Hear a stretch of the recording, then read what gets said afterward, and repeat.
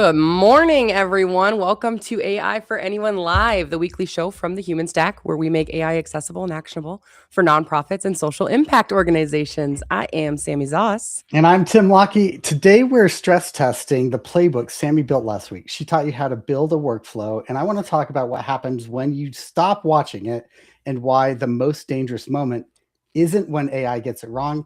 It's when AI gets it right 15 times in a row. Sami, I'm ready when you are. All right, let's get to it.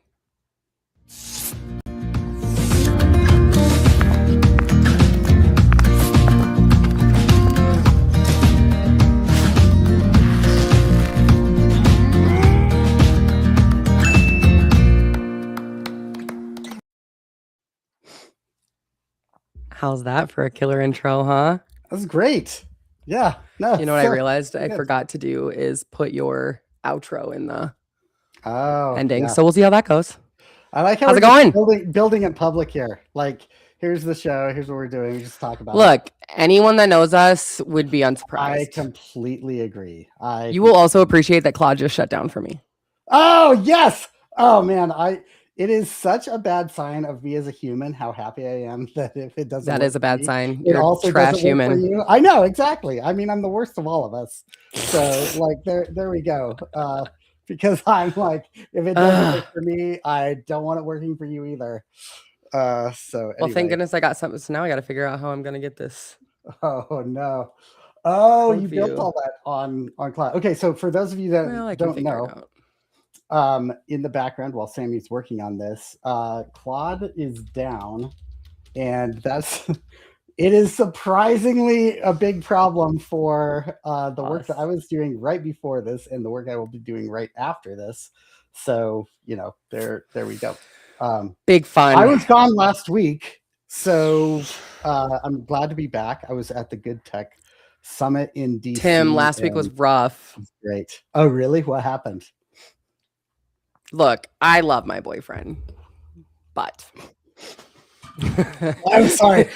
That is the I'm along for the whole story like that. Wow. Like okay, so tell me, I'm glad you love your boyfriend. So he's doing construction at his house, and I can hear his response to me, which is why I didn't make a big deal about it to him. I should have, but also he might have been right if he told me it was my fault, not his. He's doing construction on his house. For those that don't know, my boyfriend lives about a 30-minute drive from where I live. This is my place.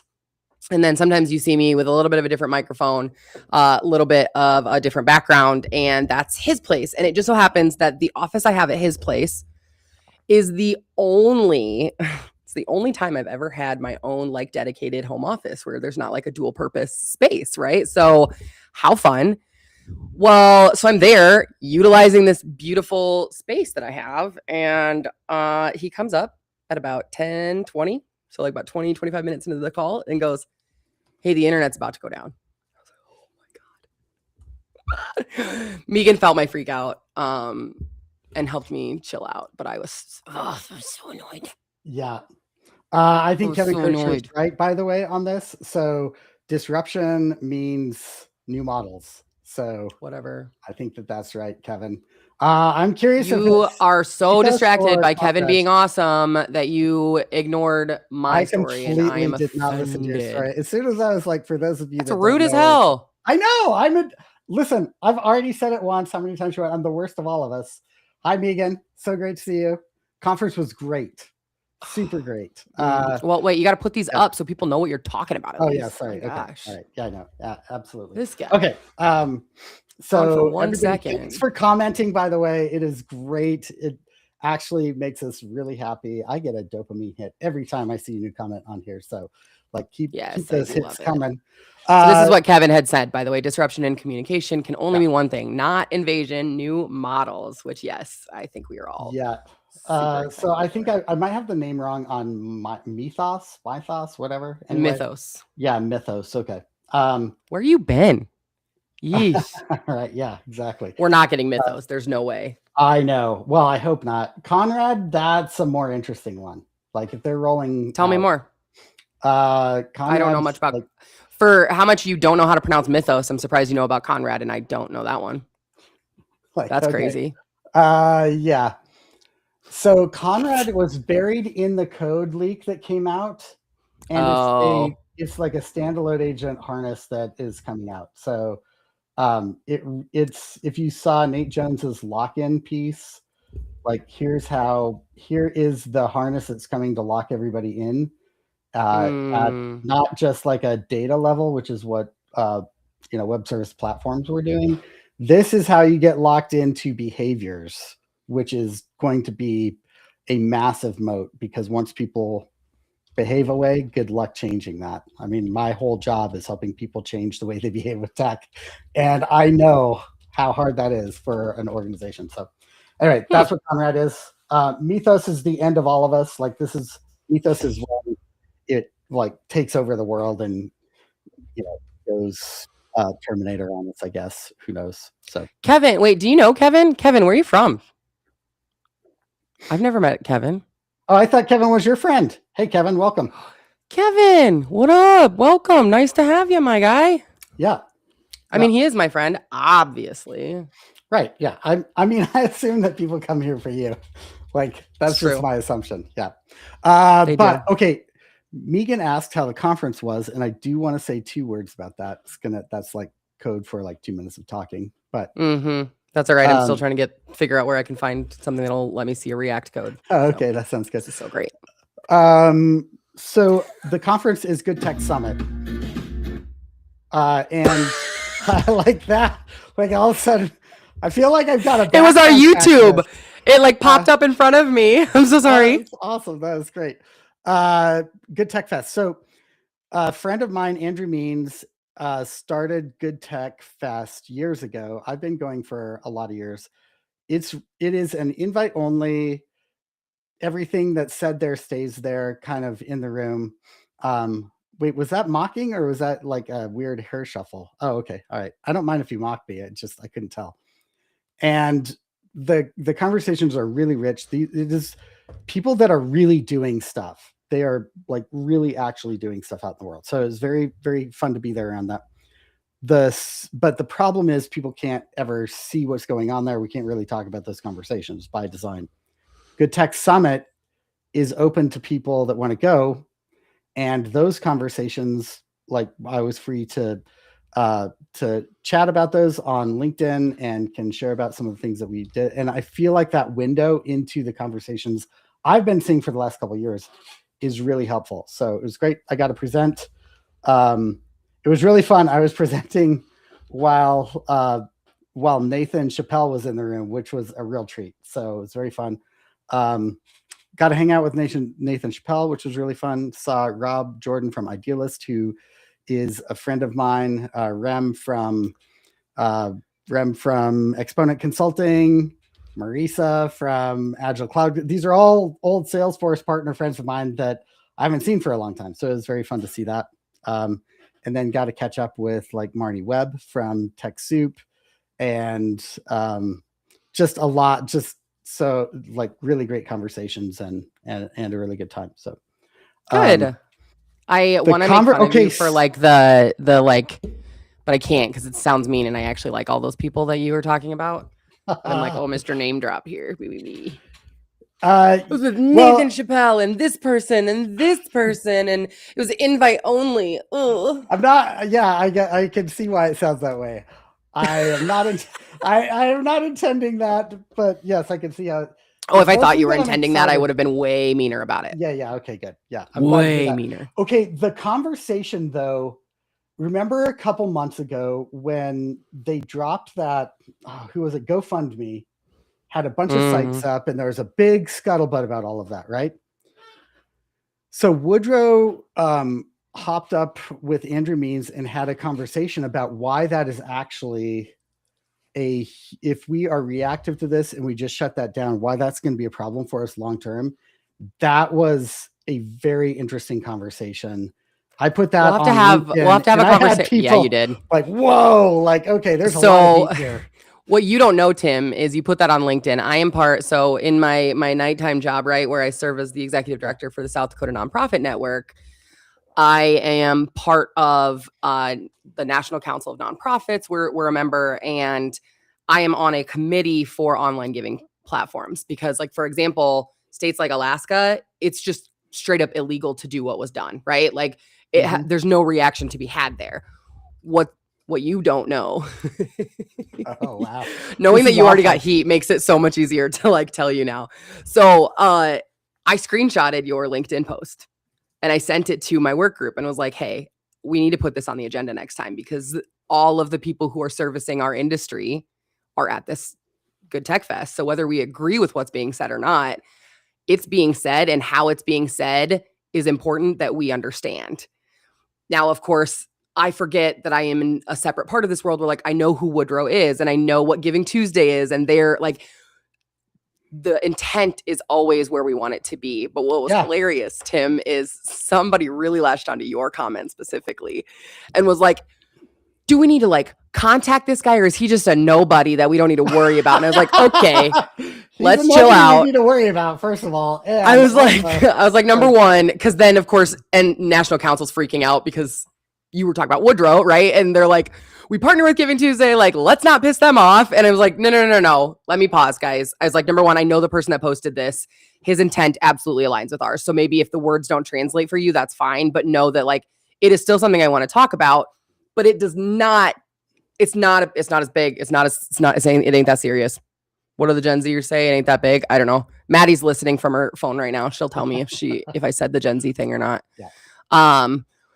But that is, it was just funny because he was like, is this guy a nobody? And I was like, no, this nobody aligns with all of the things you want him to align with. He agrees with the intent. What he's saying is, this is a point I hadn't thought of, which is if you shut it down. And Brian Gower from, he's now working with 3 Enrollment actually, but a friend, like a mutual of ours, he was talking about the same thing, that like the way giving happens today is just different. Lisa Greer talks about it. Like, people are talking about how like we can ignore it all we want, but like it is changing. And so how do we embrace that without also giving up the autonomy? And I commented on your thing, like, we can't sacrifice relationship and impact for a quick buck, which is what we're fearing is happening right now. And like some corporate greed concerns, completely fair. So anyway, long story short, someone called you a nobody. And I did think about not coming to your rescue just to see if he would come to you on LinkedIn. But of course I did. It was funny. What I realized even as I was making the comment is this is a risky thing to put online. And but that's what we do, Tim. The whole point of it is to say, hey, when we're reactionary, we lose our, like, today's episode, this is completely locked in. When we are reactionary, we by definition lose our agency. Yes. And now we can't think about something and actually have a rational conversation about it. So maybe Woodrow is completely wrong, and that's not a good way to go, right? But his point wasn't we should do something different. His point was our reactivity is a problem, and it's going to cause this secondary issue that we aren't paying attention to. And that reactivity is a pattern that is a problem here. That alone is worth commenting and doubling down on, and just saying like, okay, if this is a problem, let's talk about that and then address the problem. But there's a secondary problem, which is that you can't even address it. You can't even bring it up. And and it's just safer for me. Like, I am an independent agent. I don't have the level of ties to this. I'm not, like, nothing's on the line for me. So I feel like if people like me don't say what you want to say, man. Right. If people like me aren't saying like we should be less reactive and consider more than one point of view, I think that's its own problem. By the way, for those of you listening that care about this, I am not saying let's just play devil's advocate. That's not my point. That's not, like, I'm not trying to be the asshole like that. I'm just saying on this one, there's actual structural issues at the high level that organizations like Giving Tuesday see in the billions of dollars that could be problematic. So I don't know. Also, Maddie commented, it ain't that deep. That's what I should have said, which for what it's worth, I do feel like I should have known. Fun fact, Maddie is one of my like best friends. Hi, Maddie. our relationship started as she was one of my campers for Camp Gilbert. No way. Oh my gosh. All right. Her pancreas do not be working, you know? All right. Yeah. Hate it when that happens. Go. Yeah, me too. It's terrible. Okay. I do want to get a little bit, I want to catch you and others up really quickly, 5-second-ish update on sort of what we went over last week. And then, you know, we did get cut off live, but if you go back and look at the YouTube or the LinkedIn, I believe we got it edited together. I hopped back on and just recorded the rest of the episode because I was so upset. All right. Sorry, that's frustrating. I hate that. Oh, I was so mad. And I was mad because I know I should have just been he has every right to be like, well, you should have probably just not done it here while we're doing construction. I'm like, that's unfortunately so fair. Yeah. So whatever. So I never even brought it up because I was like, whatever. Yeah, it's on you. Whatever. Okay, so I do want to show you, because Claude's down, there's different ways I'm going to show you this. Down-ish. Okay. I'm going to show you the playbook we went over last week. Okay. So we talked about, now I know we're talking about like agents and autonomy and some of that stuff today.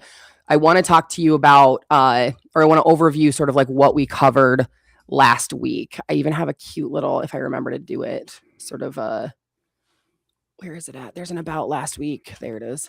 Little about last week, lower third. Look at that. So we built a workflow, 4 steps before you hit go. I want to be really clear, like, you know, what we built was it's the steps to building agents, right? And so it was, what is the scope? What are the context and constraints? What's the human checkpoint? And then how do you debug, do it all over again, right? So it was a nice little like flow for us to build. And then we kind of came back to it. So I just wanted to like get this back up here because I know you were out last week. I know things have been chaotic. And so I wanted to like at least show us just a little bit of where we are at before we move to where we're going. All right. Which is our core content block 1 of the day. I want to talk to you guys about the 2x2 where humans stay. And I've got to admit, this is all from sort of an educational that Tim gives for clients. And we've been toying with the idea of a sort of paid open webinar. So instead of it being like for a specific client or for a specific conference, if folks want to have a webinar that is specific to the age, what is it? Agency in the age of agents. That's what you call it, right? Yep. Really trips me up. Also, pause really quick. Look what Maddie said. My pancreas has never gotten this kind of airtime. I just love her so much. She's like one of the most perfect humans. It's so Maddie, nice. I love that comment. She's so awesome. Great. Yeah. Okay, so talking through today. Welcome to the show. Yes. Oh, absolutely. I'll let her join someday. Sometimes she just wanders around. She's the only person in the world that has the only other person in the world that has a key to my apartment, and she locks it more than I do. Yeah. Oh, that's great. Yeah. It's so great. So Tim, I'm going to do this the justice that I can, but it is mirrored off of our larger human stack approach to agency in the age of agents, right? So this 2x2 is kind of the AI decides this, you decide, you can see it, right? Like low stakes, high stakes, AI, you. Yeah. Do you want to give a quick over? I mean, I can, but I also don't want to like take it from you because this really is built from your stuff, right? Let me do this. Let me talk about the psychology behind it. And then I want you to just walk through the 2x2. I like the way you framed it. I like the way you explain this, and you think in artifacts. And I sure do. I think in psychology. So here is what I didn't know. First, autonomy and agency are different things. Autonomy is the rules that you can live by. They're handed to you. You don't get to decide on a lot of them, right? So I can't think of a good example right now, but if your boss makes a decision that you are not allowed to use, whatever AI tool at work, right? That is not yours to decide. You have to live within the framework that other people decide. Or like when mom and dad say you can't bring your chocolate bunny to for lunch. Right. Yeah. I assume that you just ignore that like I did. So I did. Okay. And that is agency. You guys, right? Pause. Megan, I need you to at least catch that he did not catch the callback to like 2 episodes ago that was. That was not me just talking about chocolate bunnies. I did catch that. You were talking about lunch automation. Yeah. And where I got in trouble for bringing a full chocolate bunny for lunch. Yeah. I guess we're going to pause on the, it's very good. I'm offended. It's fine. Keep going. No, I mean, autonomy. I'm glad I've offended you. Would we like to so many times this morning? I know, exactly. We should start an It's like I'm good at it. Okay, so autonomy is like the rules that you're given. Basically, there's like two sides of it. There's stuff you can control and stuff that you can't, right? Where you can't control things, you don't have autonomy. Where you can control things, you do have autonomy. There's some gray space in the middle, but it's just an easy model. Okay. And then there's stuff you like and stuff you don't like. So that creates kind of a quadrant on autonomy. Agency is completely different. If humans get this, it changes our lives massively. Think of agency as a circle, and anything inside the circle is where you can be responsive. Anything outside the circle is where you're reactive, right? When you are reactive, you have lost your ability to be responsive. You don't have it anymore. So agency is holding on to your ability to respond.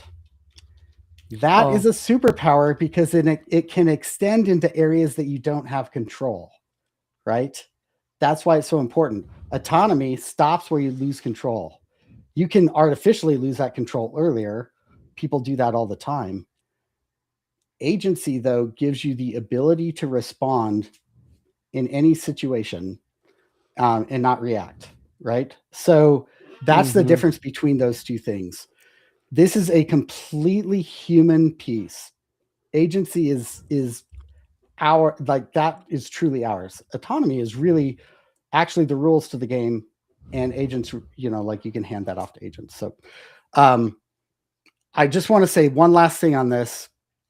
This is not necessarily related exactly to AI and agentic work, but the Serenity Prayer by 12 Steps is the best way to think about how to hold on to your autonomy, because where you want to be responsive and you don't have control, you first have to accept that something is out of your control. If you don't accept it, you lose your agency and you're reactive because you want to control something you can't. This is the struggle of my life. I have such a hard time accepting areas I don't have control, right? Mm-hmm. What I'm finding as I get smarter and older and wiser, not sure smarter, is accepting is a superpower for me that I'm like late in life starting to learn. And then there's courage to change, right? So the Serenity Prayer is help me accept the things I cannot change, courage to change the things I can, and the wisdom to know the difference. So courage to change, that is where we already have it, agency, we know it. And then cognitive distortions live in that middle area where we have to be wise. So illusion of control is where you think that you have control, but you don't. Limiting beliefs are where you don't think you have control and you do. Both of those are important to sort out. All right, that is the psychology behind agency. And I love that. It's what this model's built on, what we're talking about. Is that helpful? Extremely. Yeah. Okay, cool. No, I really like it. I'm going to hop back over to my screen. Okay, sorry. The GoFundMe thing, what I'm really saying about GoFundMe is as an industry, we get reactive and we lose our ability to be responsive, and therefore we're losing our agency when we do that. All right. Okay, cool. Yeah. There you go. There's your follow-up. Yeah. That's so funny. Okay, so I want to just walk us through, this is just a 2-minute little exercise of sort of, if you look at the quadrant on its highest level, right? Tim's got it. You heard him go through, I think 2 or 3 just in the psychology piece of this.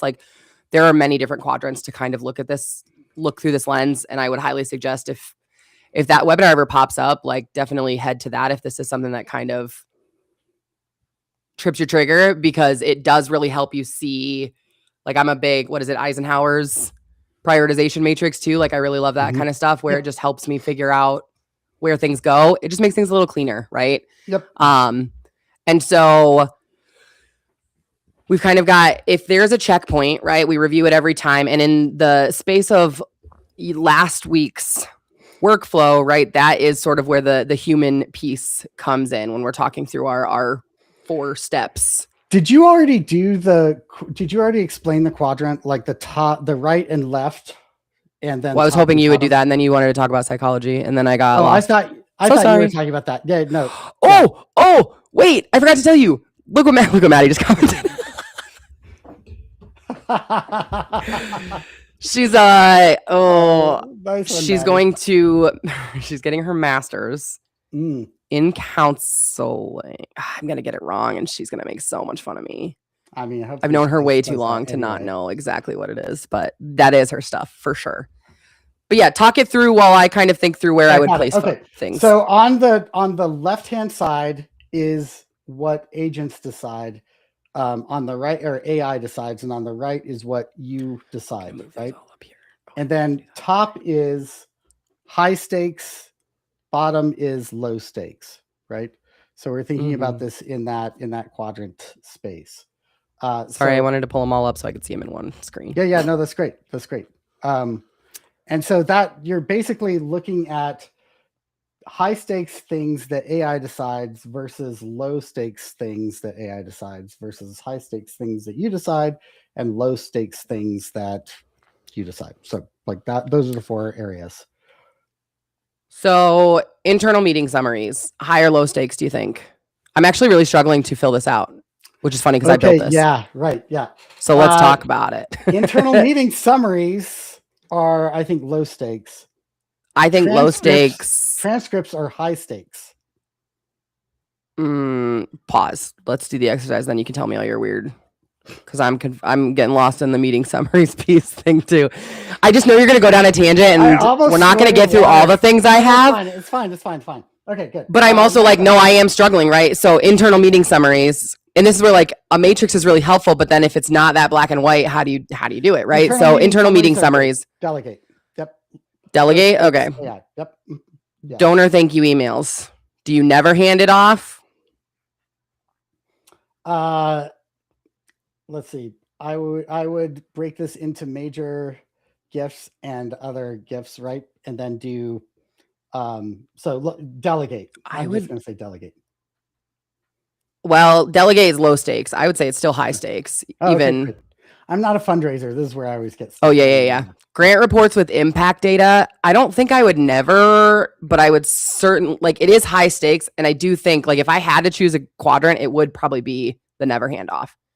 Like if you have to put it in a quadrant, it's probably more in the middle. Like this actually kind of confuses me being in low stakes and you decide this. Cause I think it's like let AI take the first pass, but then I do want to decide afterward. And I think that's where like an internal meeting summary might go for me, but it depends on, like you said, it depends on the meeting, right? Yeah. So like donor thank you emails, we talked about last week Tim, we did in mass donor thank yous using that whole workflow setup we did, right? And then it's like, here's how you can turn that into an agentic system. Yeah. So in that scenario, it may have been like because you have to get it perfect before you can make it autonomous, right?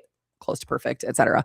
But so for me, I might have actually put donor thank yous in like let AI take the first pass. But the only reason is I moved it up here is because of the high stakes versus low stakes. Okay, so I've got a thought on that. The low stakes you decide is human in the loop, right?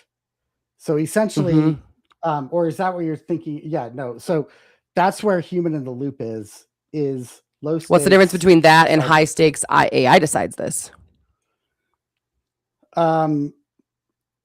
Essentially, human in the loop creates a place where you look at something before you're handing it off. Is that what you're talking about for a checkpoint? Is that what you mean by checkpoint?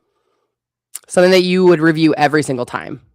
Yeah. That to me is that's probably human in the loop. Whereas like, this is basically like, it's low stakes. The only reason you're using AI is because it's low stakes. Yeah. And so you just decide so like emails would be a great example, I think. Yep. Volunteer outreach emails, great example.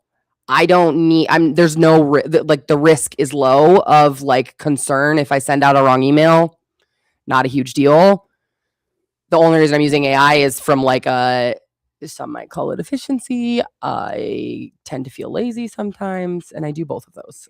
Okay. So I think that Kevin put a comment on what he thinks checkpoint would be. Exactly. Yep. I was gonna say something similar, which is if you think about this as the whole workflow goes into one spot, then it's going to break down. What actually goes on is that a workflow will have different parts of these things. So different pieces of a workflow may be high stakes. Yeah, no, right? It would definitely be sense? Like if you were to, that's why I try to make like smaller tasks. Yeah, right. But essentially the way I'm hearing that, which is funny, you guys, I built this.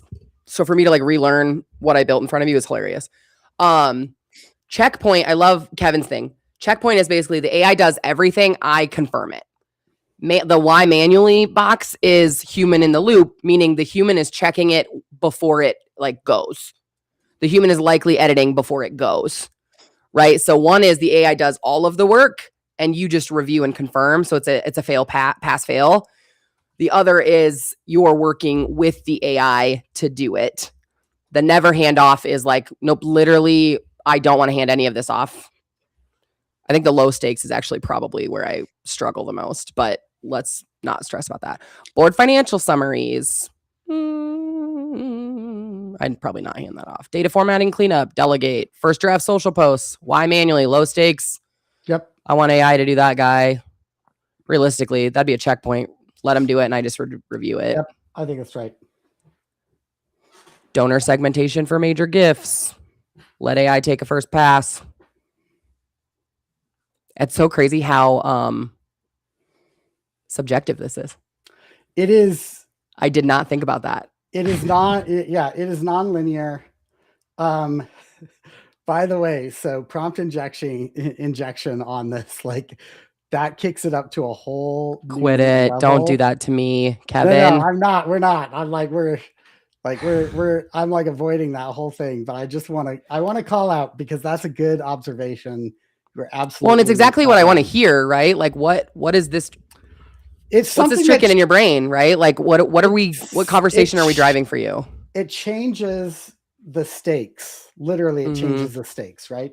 And it changes the stakes based on which box it's in, which is how this box becomes three-dimensional. So, which is why I think we're gonna avoid it this morning. Yeah.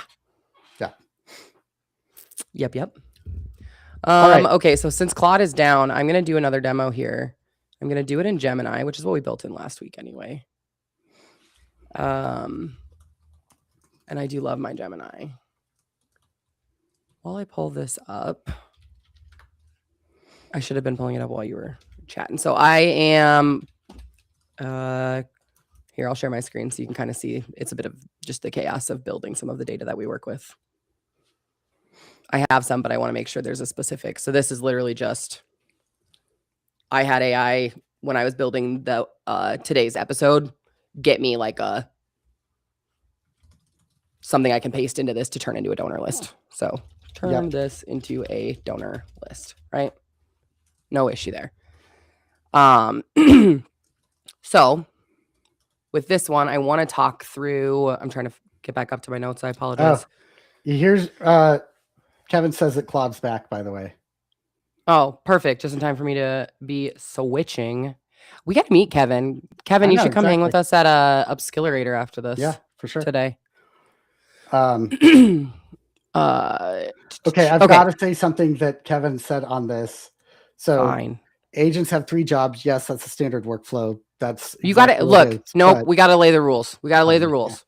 If you're going to call out a comment, you have to show it. You know these buttons. I can't. I don't have the buttons up because I can't do that and read my screen. So fine. All right.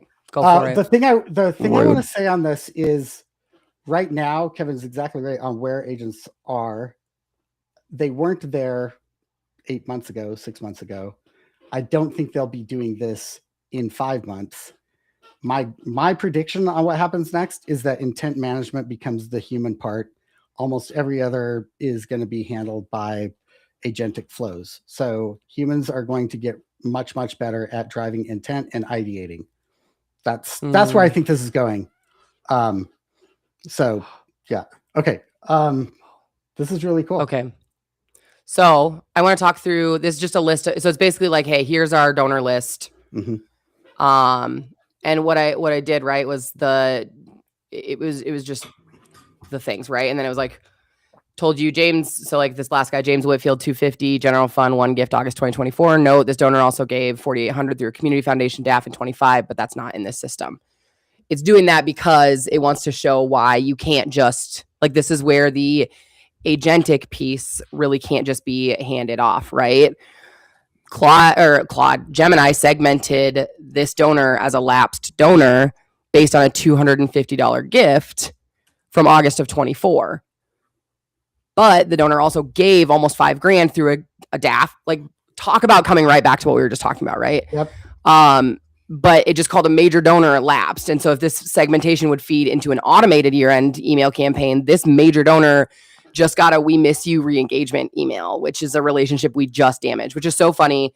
One of my like really good friends, Lisa Greer, talks about this a lot because she gives through DAFs, and her story is just fantastic in general. But she talks about this so often because she's like, I will get the weirdest communications because people can't seem to understand where I'm giving or how I'm giving. She's like, I give the same way every time, and I give a lot, so it doesn't quite make sense, right? Like, so that's sort of one of the traps, right? The AI was right every time before this. It was accurate every single time before this. But if I wasn't looking for it, would I have caught it?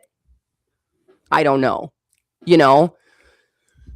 So I want to, I have, similar to last week's conversation, I have a constraint that I want to put in. So I'm going to whisper flow it here. Constraint: if a donor's giving history shows only one gift or the most recent gift is older than 1 or 2 months, flag this record as incomplete data, manual review instead of auto segmenting. Do not classify donors with limited data into any tier. So to our playbook that we discussed last week, right? Like, adding context is great. Adding constraints in appropriate language is a massive help, because that's how we start to see what constraints we would need to write in to take out more needs for human in the loop, right? Yep. Getting us closer and closer to that agentic piece. Now, look, it's got status is auto-segmented versus flight. It flagged quite a bit. That's hilarious. But that's what we expected, right? So can we just go back to where you just talked and now this happens? Like, I feel like that is a cheat. Oh yeah, you missed last week when I was like, might not know. Let me tell you about whisper flow. Yeah. Right. You go ahead. No, you do it. I think I just want to pause and not skip over that. Yeah, no. So there is a tool called Whisper Flow, but there's many tools like this. I just like Whisper Flow the most, where there's certain like hotkeys I can press on my computer, and then I can speak to it instead of typing to it. And I'm starting to become my mom, because now I'm like using Siri for everything, and it's just, and I make fun of her so much for it. So now I'm just embarrassed because like I don't even like write long text messages anymore. I just talk to my phone all day, every day. I talk to my computer. But what I love about it is, here, I'll see if you can, let me share really quick aside. Whoa, don't do that. Replace, window, whisper flow. So then it just copies. Oh, it won't share it. Weird. Yeah. You just see a black screen? I do, with the little whisper flow button at the bottom. Oh, sad day. Okay. Well, sorry, guys. I mean, it's fine. The idea there is, we think in, like, for a lot of us, we think in speaking and then have to translate that to words through keyboards with letters and all of that. If you can get there faster with just recording, your ideas actually flow better. Mm-hmm. Okay, cool. Absolutely. I love what you've done. Okay, so column 4, 3, and 4. Can you like scroll up to the new column that you just put in? Yes. Or down? I don't know which way it is. These guys? Yes. Yep. I wish here, I'd probably have to zoom out a little. Oh, God. Really messing it up for you. Oh, I was hoping you could keep but essentially if they had one gift count, and it tells you why, right? Recency greater than 2 months, single gift, recency, single gift, recency. I mean, that's awesome. That's extremely helpful. I think it's really cool. The other piece to show on this is that you're moving, like, you're creating a process in that whole flow that we were talking about, where you do something versus AI does something. Mm-hmm. when you add to context or add to instructions, you're literally shifting the stakes and the who does what, because you can do that thing one time and then not have to do it anymore, right? And I feel like that's the part that people miss, is that AI is just prompts and context over and over at different layers. Well, and that was kind of why last week, like, even though this is the month of agents, like last week, you could argue we really only talked about workflows, because agents are just really well thought out, well constrained, and well contexted workflows. Yeah. With the right amount of agency for the human and autonomy for the agent.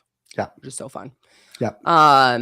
I have another one I was going to show you guys. I'll maybe save it for next week. It's more just like delegate, review, never hand off. It's very similar to the one that we had earlier.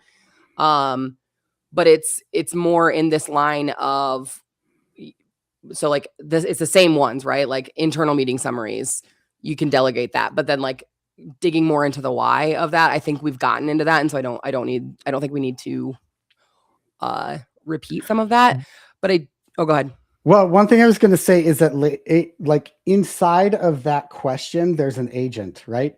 Because something that's happening is that an agent is creating the summary, and then where you put that summary is a second agent or workflow, right? So this gets very meta very quickly, and I think that's part of why it gets confusing, is the lines between what's workflow, what's agent, what's prompting.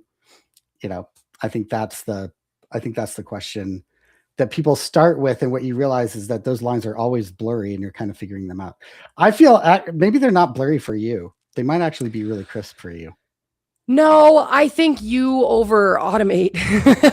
Yeah, that's probably true. Like, I think you get meta earlier than you need to, right? Like, there are benefits to doing, and that was some of the playbook last week of like, look, as annoying as it is to do things manually, what the audience doesn't know is it also gets to other conversations you and I have about why I can help you delegate much better than you can delegate on your own, or why you can help me delegate, right? It's because I understand that breakdown of like, no, I want to do it perfect manually first. Yeah. And you want to automate first, which there's no wrong or right way there. No, there is absolutely a wrong way, and it's mine. You don't do it, but I made it sound so much more black and white than you do it. Like, that's not the case. It's not a criticism. I think it's actually just, you need to know exactly what it's doing. And I just skip the step. Like I've always been a step skipper. So and it's right. When you can sometimes right now, like that's some of the other piece that like there are time. And so now it's less like you can skip a lot of steps. Now it's like, which ones should you skip? I think is some of that conversation to be had. Right. So yes, I also just want to say, like, shout out to Agatha for joining us. Wonderful to have you. Welcome. And we're nearing time here, so I'm going to send us to our little wrap-ups outro side here. But just want to I want to warn Tim that he needs to get his notes up, because he has a spot that he needs to say here. Thank you. Yep. See, because he wasn't going to do it, and then I was just going to sit here and stare at him. I don't even know where in the notes. Sorry. Well, it's intro and outro are always in the Restream notes. Everything else is on Notion for you. Thank you very much. If you can believe it, next week is episode 50, which is wild. What? 50, man. So we're gonna do a little show and tell.